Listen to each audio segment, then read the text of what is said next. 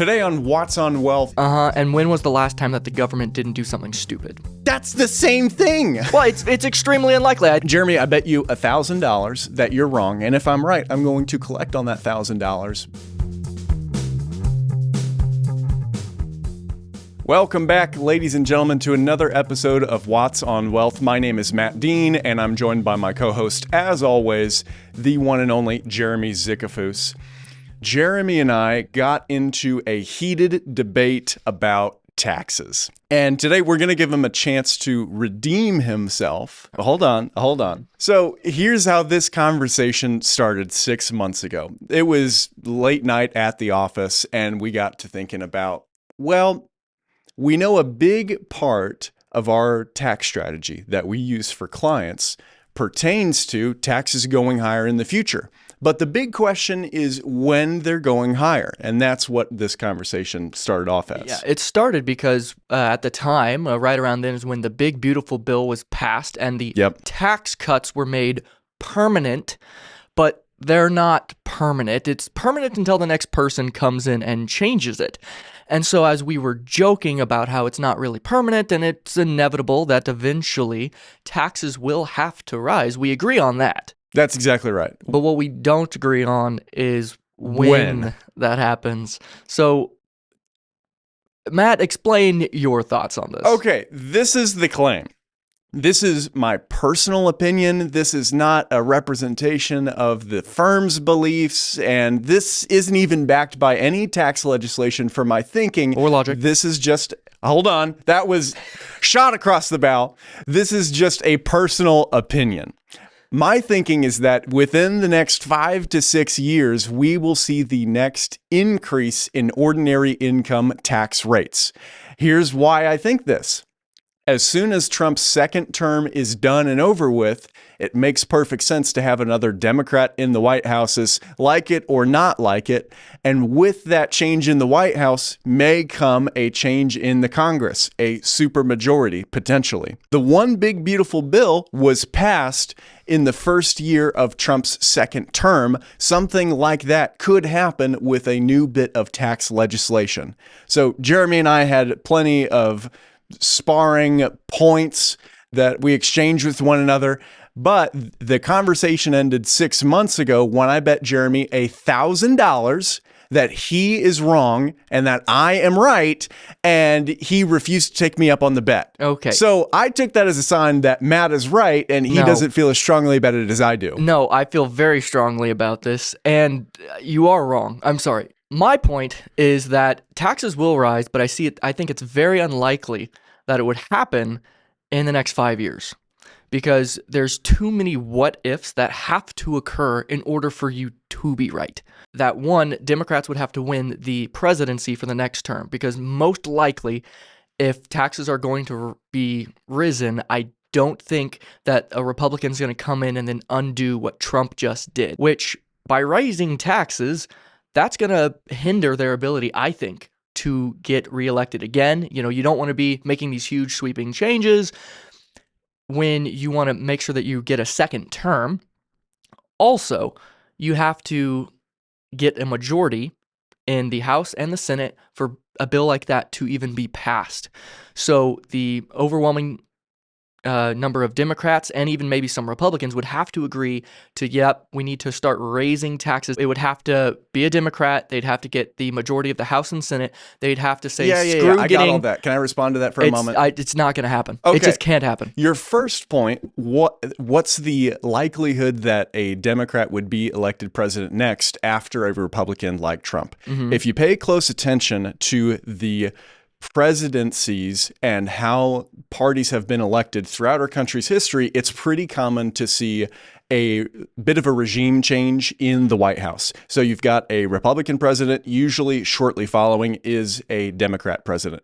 Democrat president is in term for a while, like Obama was the last big one, dual term.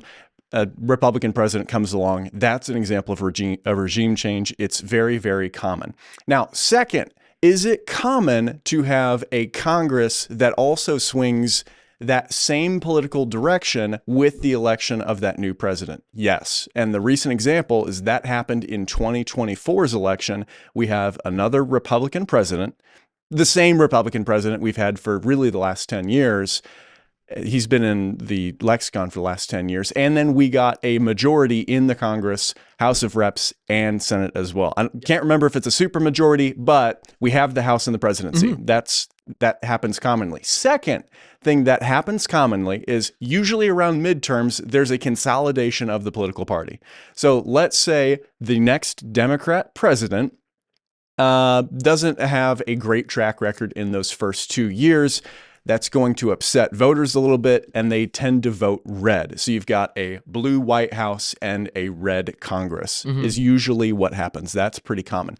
Now, third point that you said, this legislation would have to get pushed through so quickly in the first half of that new term. That we've already got precedent for that because that happened with the One Big Beautiful Bill that was sweeping tax changes. I'm not saying they can't do it. I'm saying it might work against them because it'll work against them. You're right about that. Because the thing is, I'd like to say that the people that get elected into our Congress or into presidency, that they're truly just out here trying to do what's best for you and me.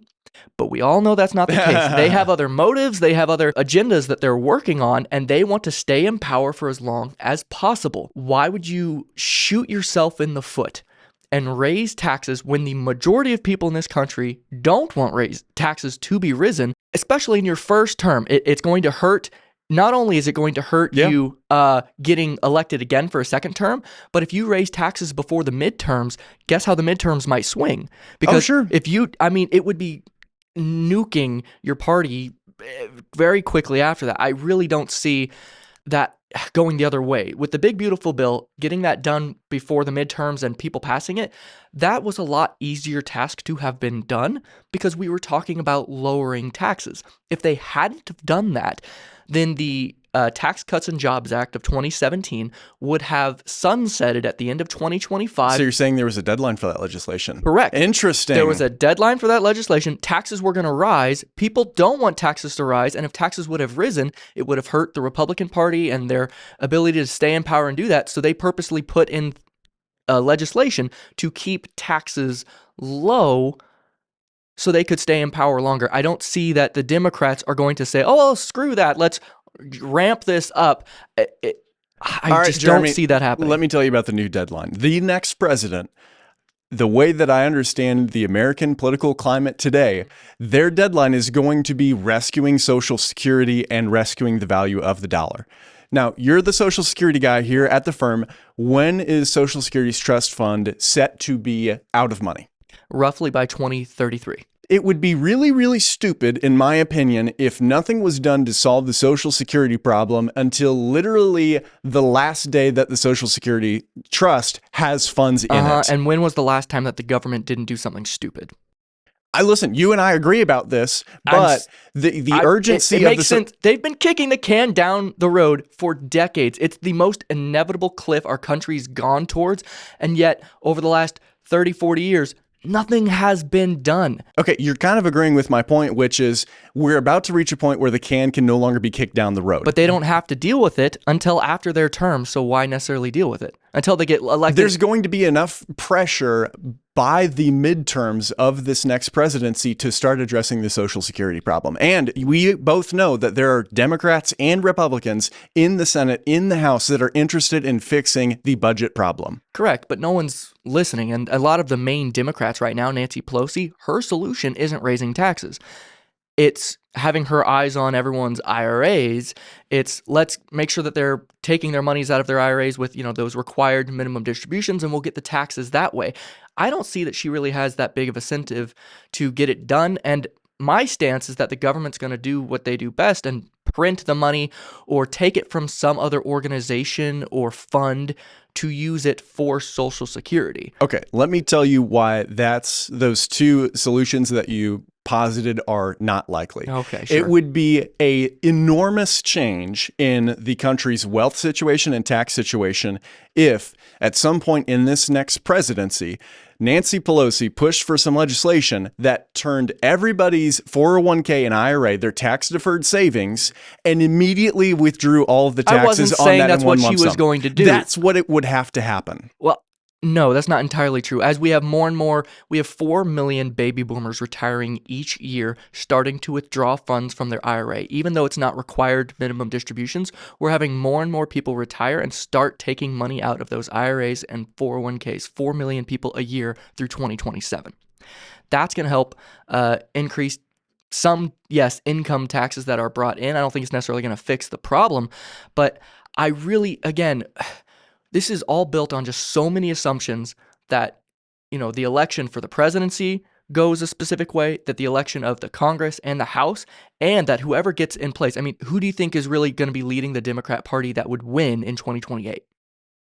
Newsom is pushing for a presidential spot, at least at the moment. But even though he's the best contender as it stands today, that doesn't mean he's the only contender. Now, I'm not saying he would win against whatever Republican runs, but it's likely we have a track record that a Democrat would win Even if a Democrat did win next, there's too many other what ifs in the air of that having to also swing with the Congress and the Senate, and for them to not care enough to have more power to be in a second term or to keep the Democrat majority, if they get the majority of the Senate and the House at that election.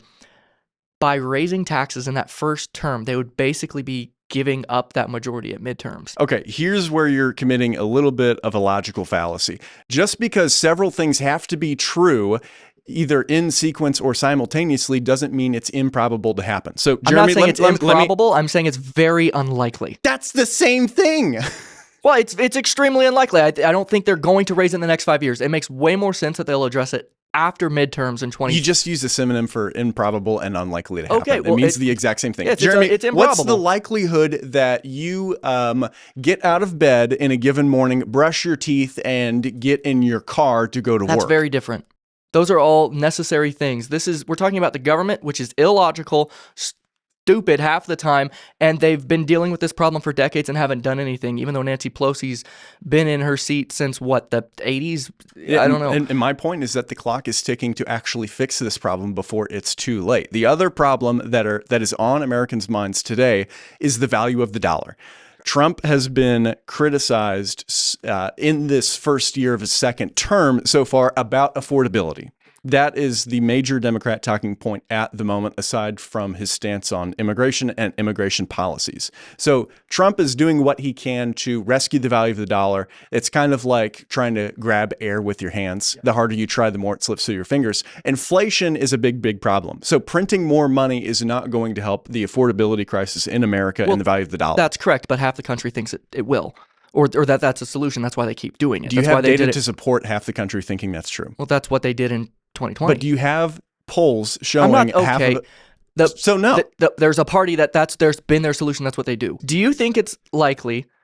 Especially thinking of the contenders who might be running as the head for the Democrat Party in the next election, do you think it's likely that the Republicans win again? Do you think the Republicans have an overlooked uphill battle for getting another spot at the presidency? Is it possible? It is possible, but let me tell you about the challenges that Republicans face for the next presidential election. The first problem is the MAGA base has to be consolidated under a new face in some way, shape, or form. Trump has bifurcated the Republican base into MAGA and the rest of the conservatives. That's a big problem, especially if he's not able to run again. The second problem is who's going to be the new face of the Republican Party. Maybe it's J.D. Vance. And also Trump's support or essentially likability rating at the moment is in the mid 30%. That's not good even going into midterms later this year. Correct. I'm just saying it is possible that a Republican could win the next election, especially since I'm not seeing any big hitters on the Democrat side. My contention is if the Republicans win at all, either the Senate, the Congress, or the presidency in the next election, that tax is not going to be increased. I don't think it's going to be passed at all. I see it very, very unlikely that a Republican would undo what Trump just did. See, I don't think it's unlikely, and I think there are a handful of Republicans that would support a tax increase to fix the lack of a balanced budget, to fix the deficit spending problem, to fix the national debt There crisis. are some people I know. Burleson's one of them. Burleson is one of them. And don't get me wrong, I'm not saying that that's not the right call. I'm not saying that, I do think at some point it does stink. Taxes have to rise because this isn't a Democrat or Republican problem. It is a math problem. That's right. They do mathematically have to rise. That is not the debate. It's, will they do it? Whoever is in power, will they step aside and say, you know what, I'm willing to give up some of my power and some of my chances of getting reelected and having the midterms go my way in order to solve this problem? And I think there's too much greed, corruption, other alternatives in or agendas up in Washington, D.C. on both sides where that's not going to happen. I don't see someone coming in their first term in the first 2 years and say, you know what, I'm going to raise taxes on the Americans where it's going to primarily hit middle America.